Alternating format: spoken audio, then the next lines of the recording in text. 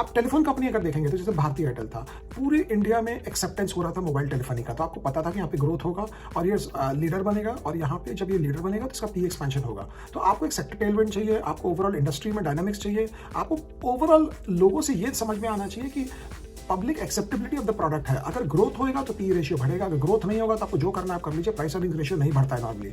So price earning ratio is a function of growth primarily, और growth होता है तो पी बढ़ता है, अदरवाइज पी बढ़ता नहीं है। बाकी भी चीजें हैं, पी को बढ़ाने के लिए निफ्टी में आ जाता है, इंडेक्स इंक्लूजन हो जाता है, लिक्विडिटी हो जाती है, कंपनी का स्केल बढ़ जाता है, कंपनी का प्रेडिक्टेबिलिटी बढ़ जाती है। Sir, how to arrive at right P ratio as per current earning, balance sheet, cash flow for each small and mid cap, large cap? Please take my question in next video. Bhavana, there is no one factor कि भाई आप यही right method है P ratio देखने का। सो P ratio कई बार growth से define होता है, कई बार डिविडेंड यील्ड से होता है, कई बार पी रेशियो अगर डिविडेंड हाई है तो पी रेशियो ज्यादा हो जाता है, कई बार पी रेशियो कैश फ्लो से होता है, अगर कैश फ्लो हाई है तो पी रेशियो ज्यादा हो जाता है, ग्रोथ नहीं भी हो तो बहुत मल्टीपल चीजें हैं, और एक राइट आंसर बोल के नहीं है। राइट आंसर तो इसमें हो भी नहीं सकता है, बिकॉज ये सब मार्केट का सब्जेक्टिव गेम है। मैं आप ये वो ये सब मिलकर क्या डिसाइड करते हैं कि ये शेयर का क्या दाम होना चाहिए, तो वो हिसाब से इट्स वेरी सब्जेक्टिव थिंग। ये कोई एक आदमी के हाथ की चीज नहीं है, और ये मैथमेटिक्स और फिजिक्स नहीं है, तभी स्टॉक मार्केट इतना टफ है, क्योंकि इसमें कोई भी चीज गिरती है तो 9.8 मीटर पर सेकंड स्क्वायर के हिसाब से नहीं गिरती है। हमारे पास कोई फॉर्मूला नहीं है कि एस्केप वेलोसिटी लगा दो इसमें हो गया काम।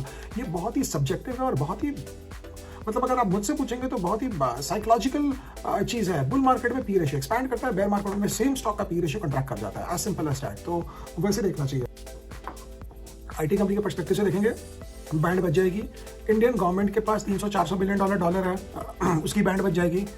जो लोग स्विस बैंक अकाउंट में रुपया रखे हैं वो क्या करेंगे, उनकी भी बैंड बच जाएगी, क्योंकि वहां पे भी वो डॉलर अकाउंट्स होल्ड कर रहे हैं, आई अज्यूम। तो ये सब secondly what will be the impact on world wide gold mining companies, और गोल्ड वुड अप्रिशिएट देम। देखो, ये सब थ्योरी अच्छी लगती है, मुझे नहीं लगता सब कुछ भी होगा। उसके पहले यूएस वर्ल्ड वॉर स्टार्ट कर देगा और धुलाई पिटाई करके सबको बराबर कर देगा कि तुम लोग भाई आराम से रहो, because US is very powerful, and US को तो मजा आता है दुनिया भर में लड़ाई करवा कर। और ये बात मैं यूएस में बैठकर बोल सकता हूँ, वो है इसलिए बिकॉज यहाँ पे डेमोक्रेसी है, और यहाँ कोई भी गेट खोल के अंदर आकर छापा नहीं मारेगा और कोई लेके नहीं जाएगा। तो वो डेमोक्रेसी है, बट थ्राइविंग डेमोक्रेसी है। बट डेमोक्रेसी के साथ साथ दादागिरी भी पूरी है यूएस की दुनिया भर पे। तो इतना चिंता ना करें डॉलर का, थोड़ा बहुत ऊपर नीचे होगा, 1-2 साल साइडवेज जाए दूसरी बात है, but I don't think dollar is going to fall too much. But आपके जितना नॉलेज कैसे आएगा? किताबें पढ़कर। आपको किताब पढ़ना पड़ेगा। जैसे मैं बोलता हूँ 10 किताब पढ़ें, 20 किताब पढ़ें, 25 किताब पढ़ें, 50 किताब पढ़ें। किताबें पढ़ने का कोई सब्सटीट्यूट ही नहीं है। आपको स्टॉक मार्केट रिलेटेड किताबें पढ़नी है, और उसको सेम कहानी घूम फिर के बोल रहा हूँ, उसको ऐसे नहीं पढ़नी है सॉरी, उसको ऐसे नहीं पढ़नी है कि कोई फिक्शन की किताब है, कोई एक स्टोरी बुक है, उसको ऐसे पढ़नी है कि आपकी टेक्स्ट बुक है, क्लास 12, क्लास 11, क्लास 10 में पूरी एक किताब पूरी साल पढ़ता था इंसान, वैसे एक किताब लो, आराम से उसको बैठ कर एनालाइज करिए और पढ़िए।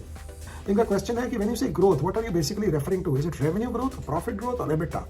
देखो, पी रेशियो डिसाइड होता है रेवेन्यू ग्रोथ से, ईपीएस आता है प्रॉफिट ग्रोथ से, एबिटा से हम कंपनी का ओवरऑल सेटअप देखते हैं। बट आप मुझसे पूछोगे तो जब मैं ग्रोथ बोलता हूं तो मैं रेवेन्यू ग्रोथ बोलता हूं, बिकॉज ईपीएस ग्रोथ तो आप कभी भी खर्चा कम करके भी कर सकते हो। आपने 2 एम्प्लॉय को छुट्टी कर दिया, 2 ऑफिस बंद कर दिए, 2 प्लांट का एरिया कम कर दिया, किसी को नौकरी से निकाल दिया, ये सब कर आके आप एक्सपेंशन रोक दिया, ये सब करके आप ईपीएस ग्रोथ जो है ना वो तो आप ला सकते हो, लेकिन एक बार 2 बार लाओगे। Ultimately it's revenue growth, because revenue growth आपको बता रहा है कि आप मार्केट शेयर ले रहे हो ज्यादा कि नहीं ले पा रहे हो बाकी लोगों का। ऑटो एंसिलरी कंपनी में इनटेंजिबल एसेट होना अच्छा होता है या बुरा? अगर सही है तो कितना सही है?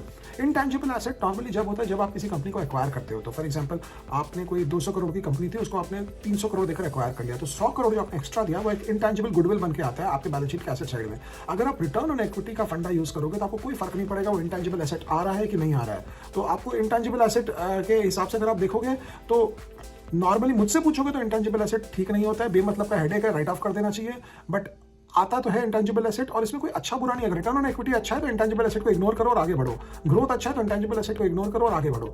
आप इतनी बारीकी में एनालिसिस ना करें, बिकॉज आरओई जब आप देख रहे हो तो आरओई सबको कैप्चर करता है, टेंजिबल इंटेंजिबल सब कुछ, लेकिन आरओसी अगर आप देखोगे तो वो इंटेंजिबल को कैप्चर नहीं करेगा। तो आपको सेकंड लेवल एनालिसिस की जरूरत पड़ेगी कि आरओसी में इंटेंजिबल एसेट के ऊपर फिर आपको देखना पड़ेगा। बट आरओई अगर है तो वो सब कुछ बता देता है कि भाई इंटेंजिबल हो टेंजिबल हो। अगर आरओई अच्छा है तो सब कुछ अच्छा है। अच्छा, प्लीज अपना व्यू दीजिए।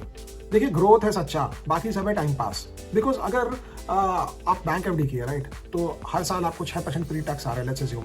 तो 6% हर साल अगर आपको प्री टैक्स आ रहा है तो 6% क्या है आपको हर साल? वो तो कैश फ्लो ही है पूरा। तो क्या आपका बैंक एफडी का बॉन्ड थोड़ी बढ़ जाता है? और ईपीएस आपको 6 है, आरओई भी 6 है, कैश फ्लो भी 6 है, बिकॉज 100 पे 6 मिले जा रहा है, लेकिन वो बैंक एफडी 100 का 100 ही दिखता है आपका।